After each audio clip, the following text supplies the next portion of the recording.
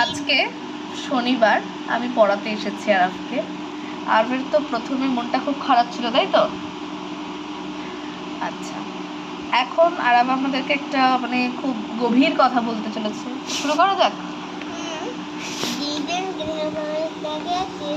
জোরে।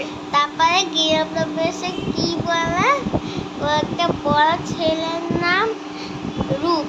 তারপরে ওই মেয়েটাকে বলছে যে তুই আমাকে রূপ বলে ডাকবি, তাহলে আমার নাম রূপ, তাহলে তুই আমাকে হ্যাঁ রূপস বলে ডাকবি। তাই? হ্যাঁ, হ্যাঁ রূপস। আর এখন তাই জন্য তোকে দিদুন কি বলে ডাকছে বাড়িতে? রোদ্দুর নাম দিয়েছে আগস্টে। তারপরে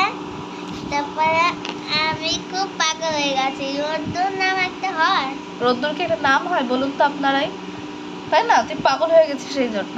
হ্যাঁ, গৃহপ্রবেশে কোন একটা বাচ্চার নাম রোদ্দুর, আর কোন একটা বড় ছেলে যেটা আমার বাবার মতন দেখতে না, হচ্ছে কোনো লোক হয়, তার নাম রূপ, তাহলে বলে রাখবে রূপস। আর হেই রূপস, দিদুন বলে ডাকছে হেই রূপস।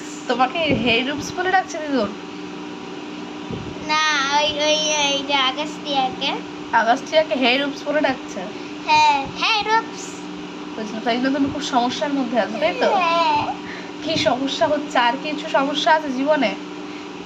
না, এই একটাই সমস্যা তো? হ্যাঁ, এটা পেলো কি করে? এটা পেরোনা জান। এই রূপস তো বলে না, তাই তো, রূপ ইংলিশে বলে না, তাও তো ঠিক কথা। বাংলায় বলে। দুটোই বলে। চিরসখা আর গৃহপ্রবেশ দেখে। এই দুটো সিরিয়াল হচ্ছে দিদুন খুব দেখছে, তাই তো আজকাল? গৃহপ্রবেশ দেখে না দিদুন, শুধু চিরসখা দেখে, আর চিরসখা পরে গৃহপ্রবেশ দেখে। বাহ, বাড়িতে থেকে তুই কতগুলো সিরিয়ালের নাম মুখস্থ করে ফেলেছিস, কিন্তু বইয়ের একটা পাতাও মুখস্থ করতে পারিসনি। এইটা বলবে, আমি জানি। তুই কি বাড়িতে পড়তে বসিস? সত্যি কথা বলতো। হ্যাঁ। না, একদম না। আমি ওইটা বলছি যে তুমি কি বলছো হ্যাঁ মানে? আমি সবাইকে বলে দিই তুই বাড়িতে পড়তে বসিস না। কেন? বলে দে সবাইকে, এটা আমি দেখাবো তো আজকে, এটা আমি ইউটিউবে কেন? কেন বলবি না? নাহলে আমি দেখবো না। তুই সিরিয়াল দেখিস, আমি সিরিয়াল দেখি না, এসব বাংলা মুভি খুবই দেখি না। হেই রূপস বলে একে